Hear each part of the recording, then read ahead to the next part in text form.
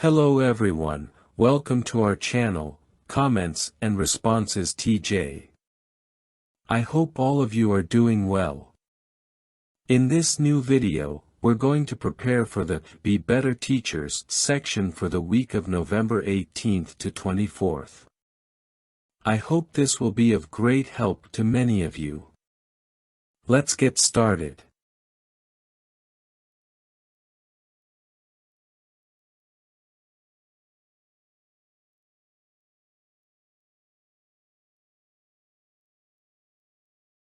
Alright, let's begin with, start conversations. Informal preaching. Smiles kindly, that looks interesting. Is it a current events magazine? Yes, it talks about the economic problems the world is facing and how they're affecting people. It's a complicated issue. Definitely, it's something that worries a lot of people.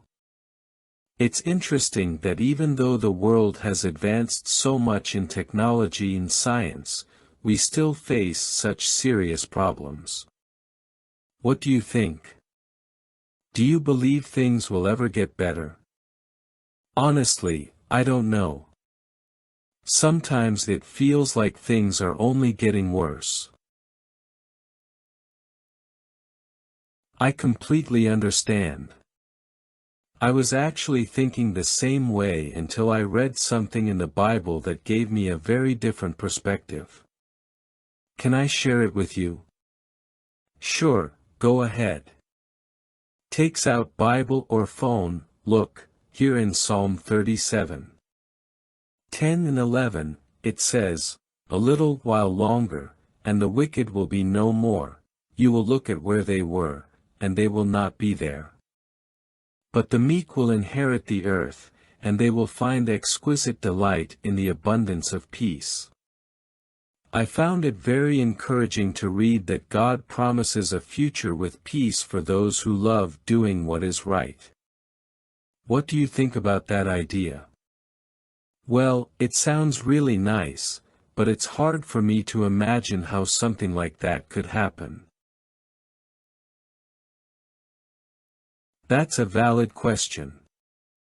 One thing that helped me understand how this promise will come true was thinking about God's power and how He has already fulfilled other promises in the past. For example, there are historical records that confirm He fulfilled prophecies related to ancient nations. Have you ever thought about how the Bible might explain what's happening in the world today? Not much, but I've heard that it talks about the future. Exactly. And the best part is that it not only talks about the future but also gives us practical guidance to deal with today's challenges. On jw.org, there's an article that explains how to find peace of mind even amidst problems. Would you like me to show you how to find it? Yes, I'd like to take a look. Perfect. Shows the website on their phone. Here, you can find information on many topics that affect us daily. If you're interested, I can stop by another day and talk more about what you find interesting. How does that sound? That sounds good. Thanks for sharing this with me. Now let's move on to make return visits. Informal preaching. Smiles and approaches, hello. It's great to see you again. I remember the last time we talked about how the Bible can give us peace even in difficult times. How have you been since then? Hi, thanks. I've been okay, though I still feel a bit overwhelmed with everything going on in the world. That's understandable. These times are challenging for all of us. When we talked, you mentioned you'd like to learn more about what the Bible teaches. I wanted to take this opportunity to tell you about a free Bible course we offer. It's a course you can do at your own pace and focuses on answering important questions based on the Bible. What do you think? It sounds interesting, but I'm not sure I have the time. Between work and family, I barely have a moment to myself. I completely understand. We're all very busy nowadays. What I like about this course is that you can do it in just a few minutes a day, even on your phone or online. Plus, you can focus on the topics that interest you the most. For example, is there any particular issue you're concerned about, like peace, family, or the future? Well, honestly, I'm really worried about my children's future. I want them to have a better life, but sometimes I don't know how to teach them values in such a complicated world. That's a great point. Many parents feel the same way. In fact, the Bible has practical principles on how to instill lasting values in our children. The course includes a chapter on parenting. I could show you a practical example of how the course works, if you'd like. Yes, that would be good to see before deciding. Takes out a contact card with the link to the course and a brief explanation of the content. Look, this card has the link to the jw.org website, where you can find the course. There's also an interactive guide you can try out. If you'd like, I can help you get started or even go through the process with you. Thanks, I'll think about it. It sounds useful. I'm glad you're considering it. By the way, I'd love to hear your thoughts after you try it. How about I stop by in a few days to hear about your experience? Yes, that sounds good. Thanks for the information. You're welcome. I'm sure you'll enjoy it. Have a great day. Now let's move on to speech. Title: What can I do to avoid negative thoughts? 1. What kind of person are you? First, let's think about how we tend to view life. Some people are very optimistic. For example, Valerie says, "I try to be as cheerful as I can." Then there are those who lean towards pessimism, like Rebecca, who says, "When something is positive, I think it's wrong or too good to be true." Finally, there are the realists, like Anna, who comments, "I prefer to see things as they are, not too optimistic or pessimistic." Now, what kind of person are you? Maybe you identify with one of these attitudes. The Bible gives us a beautiful piece of advice in Proverbs 15 verse 15, "The one who has a cheerful heart enjoys a continual feast." This means that if we are positive and balanced, we can enjoy life more. 2. Why is it important? We all have to face problems. It's part of life. The news is full of bad reports, families don't always get along, and we all have flaws that frustrate us.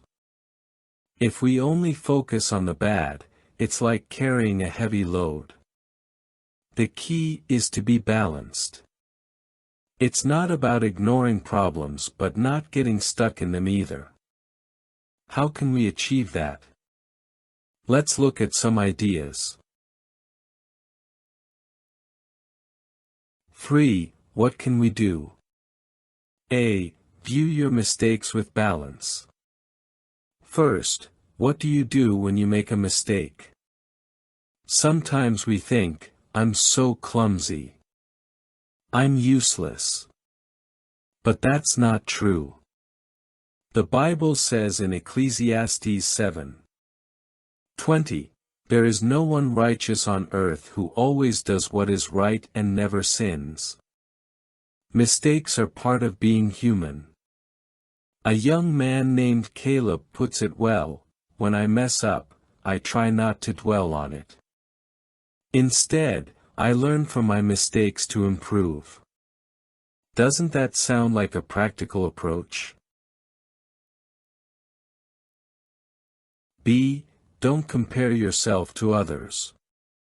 Another common problem is comparing ourselves to others.